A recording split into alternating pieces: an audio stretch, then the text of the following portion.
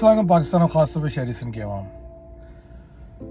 Traffic number plate کی وجہ سے اب شہری سندھ کے لوگوں کو پریشانی ہو رہی ہے.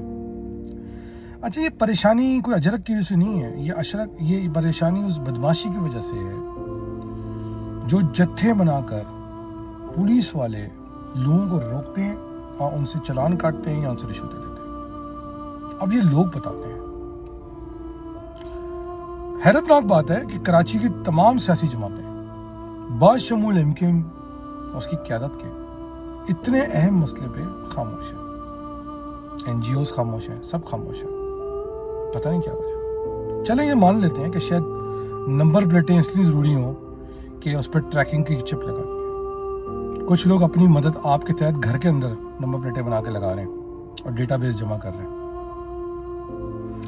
میرا سوال یہ ہے کہ اگر آپ کچھ کہہ نہیں سکتے تو کم سے کم لوگوں کی مشکل کو آسان کر دیں. جب یہ علاقے کے ایس او یعنی سیکشن آفیسرز ٹریفک پولیس کے جھنڈ بنا کے لوگوں کو ہیرس کرتے ہیں تو اس علاقے کا elected M P A M N A یا کوئی اور کاؤنسلر اس جھنڈ میں جا کے کھڑا کیوں نہیں ہو جاتا تاکہ لوگوں کے ساتھ زیادتی نہ ہو، ان کو ہراسگی سے بچایا جا سکے. اور ہاں بھائی، اگر کسی کا چلان ہے تو کٹے، اس کو کوئی نہیں کہہ رہا، مگر جو ہیرسمنٹ لوگوں کے ساتھ ہو رہی ہے، جو بدتمیزی ہو رہی ہے، وہ روکی جا سکے.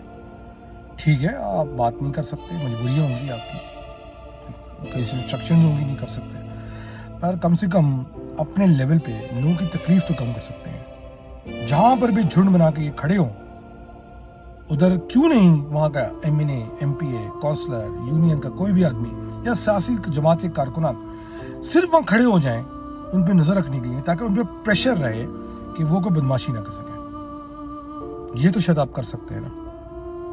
میں نے سوچا آپ کو تجویز دے دوں کہ ہر کام کے لیے ضروری نہیں ہے کہ انسان کسی انسٹرکشنز کا انتظار کرے، دماغ بھی لگایا جا سکتا ہے. کراچی کے لوگ ویسے ہی بہت تنگ ہیں یار. بناؤ نمبر پلیٹیں ہیں، اپنے تصویر لگا دو اس پہ، مگر ان کو ہراساں نہ کرو. یہ چھوٹی چھوٹی باتیں نا کل رائی کا پہاڑ بن جائیں گی. پھر آپ کہو گے کیا ہو رہی ہے، جانچ کا گزار دیجیے پاکستان زندہ باد. اور ہاں، ہراسگی بند کیجیے. اس سے پہلے لوگ، مجھے جو خبریں آ رہی ہیں، یہ قابو نہیں آ رہے. پاکستان زندہ باد.